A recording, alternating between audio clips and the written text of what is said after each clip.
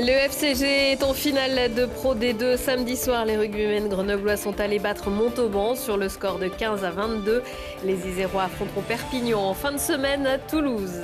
Dans le reste de l'actualité sportive, la victoire du GF 38 face aux Herbiers qui permet aux Grenoblois de se relancer pour la montée et l'assurance pour le GSMH GUC de jouer en Pro National la saison prochaine.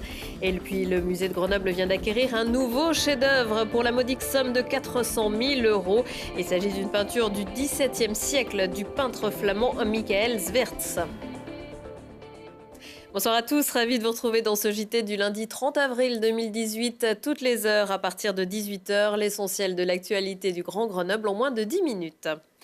Ils n'ont pas fait le voyage pour rien, levé très tôt, couché très tard.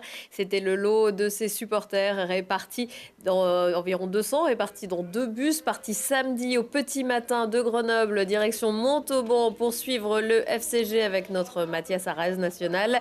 Remonté dans le bus vers 22h et arrivé dans les Alpes sur les coups de 6h dimanche matin. Mais qu'importe le flacon pourvu qu'on ait l'ivresse. Et l'ivresse de la victoire, bien sûr, ils l'ont eu. Ils ont poussé fort les rouges et bleus qui se sont imposés face à Montauban 15-22 et gagnent ainsi leur place pour la finale et un grand pas vers la remontée en top 14 un an seulement après la relégation. Lucille Dailly. C'est le coup de sifflet de la délivrance. David Mellé a tout vu, il a compris le demi de mêlée grenoblois. Les joueurs, le public y croit encore à peine. Montauban ne marquera pas l'essai qui allait tout changer. Le bonheur est dans le prêt du FCG qui gagne son ticket pour la finale de Pro D2 au bout d'un véritable exploit incontestable. C'est clair que c'est la grosse performance de battre le second de la poule chez lui en demi-finale, forcément. C'est pas pour l'instant, c'est avant la finale de la semaine prochaine, c'est la performance de l'année. Ouais. Car le FCG n'était pas favori dans ce chaudron bouillonnant de vert et noir. Mais dans ce légendaire stade Sapiac, les Grenoblois n'ont rien voulu entendre. Et pendant 60 minutes, ils ont dicté leur loi aux Montalbanais muselés. Par l'assommoir Sona Tomalolo, auteur d'un doublé, par David Mellé qui enfonce le clou, par toute une équipe qui joue le jeu parfait. Mais qui joue aussi avec le feu et allume une étincelle pour Montauban. Le public se réveille, le match est relancé. Les Verts et Noirs reviennent à 7 points. Cette équipe de Montauban nous a fait peur jusqu'à la dernière minute et voilà, il a fallu beaucoup de ressources, beaucoup de qualité et beaucoup de solidarité pour les empêcher de marquer. Alors cette fois on se lâche, Grenoble revient de trop loin pour contenir sa joie. L'équipe peut rêver un peu. Là on est dans une dynamique, on sent de la confiance, on sent que les mecs ont envie de matcher, d'aller au bout d'eux-mêmes, au bout des choses aussi. Et bon, maintenant il n'en reste plus qu'un, j'espère plus qu'un. Plus qu'un, mais quel match! Le FCG jouera la finale sur le terrain mythique du stade toulousain face à Perpignan. En cas d'échec, il leur resterait une chance avec un barrage à domicile. Mais là encore, le FCG ne veut rien savoir. À Toulouse, le match sera très ouvert. C'est une finale, c'est un match.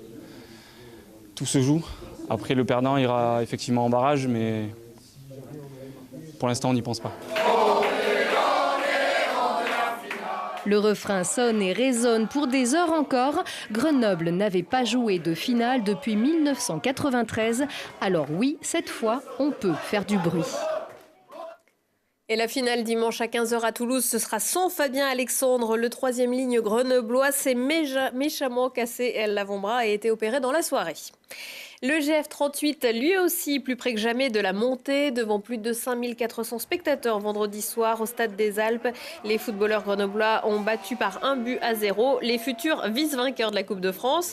Leur adversaire, les Herbiers, seront en effet opposés en finale au PSG dans une semaine. À 2 journées de la fin du championnat de national, Grenoble peut encore prétendre à une montée directe en Ligue 2 ou au pire au barrage. Apparemment, on est sur des 3D, au moins. Donc oui, c'était une victoire importante, on le savait. Il nous en reste encore 2. Félicitations aux joueurs, ils ont répondu présent. Et maintenant, on va aussi bien préparer Concarneau parce que c'est aussi un déplacement important. Et voilà, il faut profiter de ces moments-là, de ce partage avec le public, c'est important. On sait qu'à domicile, on n'a pas fait forcément tout ce qu'il fallait cette saison. Donc aujourd'hui, gagner a été doublement important. niveau comptable, mais surtout pour le public. Nous, depuis le départ, on veut monter et on sait que passer par les barrages, c'est une étape difficile en plus. Alors si on peut s'empêcher cette étape, on ne va pas se priver. Et pour ça, il faudra donc aller gagner vendredi à Concarneau. Les handballeurs martino-grenoblois, eux, s'y voient déjà à l'étage supérieur grâce à leur victoire 26-23 samedi soir à Amiens dans les playoffs de National 1. Les Isérois sont assurés d'évoluer en Pro League, le deuxième échelon du handball français la saison prochaine. Belle récompense pour le GSM Ashguc qui s'est imposé à 18 reprises sur 22 rencontres cette saison. Reste maintenant à gagner le titre de champion. Prochaine étape sur ce chemin, Gonfreville qui viendra affronter Grenoble le samedi 12 mai.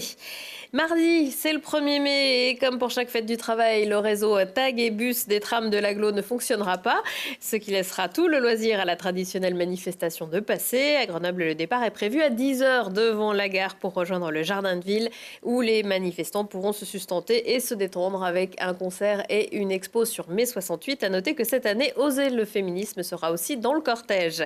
Comme tous les mardis, vous l'avez vu, le musée de Grenoble sera fermé au public le 1er mai. Il vous faudra donc un peu patienter pour aller admirer sa nouvelle acquisition.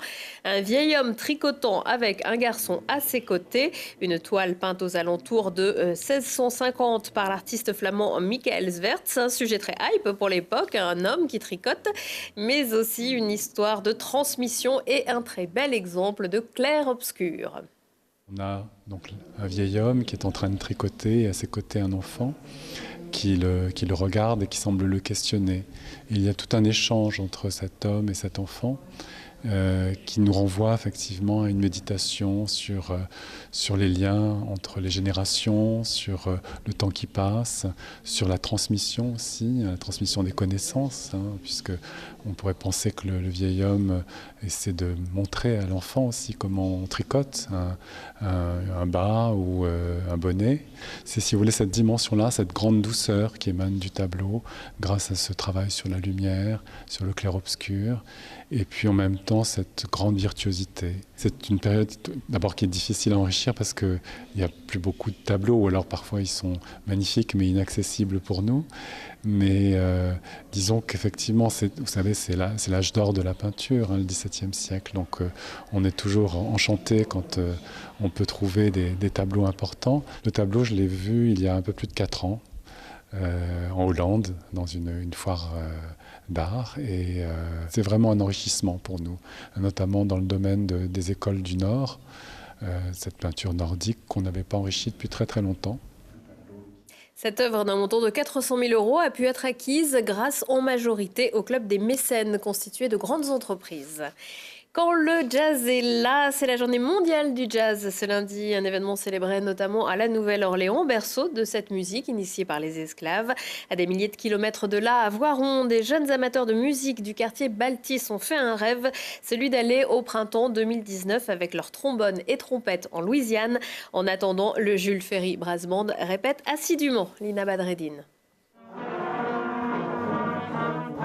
Pas de notes d'évaluation, mais des notes de musique pour les enfants de l'école Jules Ferry. Cette année, c'est une première pour les élèves de CP. Ils apprennent depuis plusieurs mois à jouer de la trompette, ce qui ne manque pas de les enchanter. C'était super bien, j'aimais trop. J'étais trop content. Il faut écarter ses lèvres fort et après, il faut essayer un peu d'espace et après, ça arrive.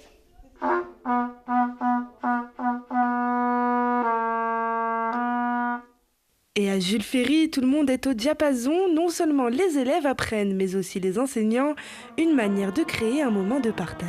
Alors le fait de démarrer en même temps, d'être apprenant en même temps qu'un élève, c'est intéressant parce qu'on se met à leur place, on se rend compte des difficultés, on se rend compte aussi que quand on est au niveau donc, de l'enseignant ou de l'intervenante musicale, des fois on donne une consigne qui nous paraît claire.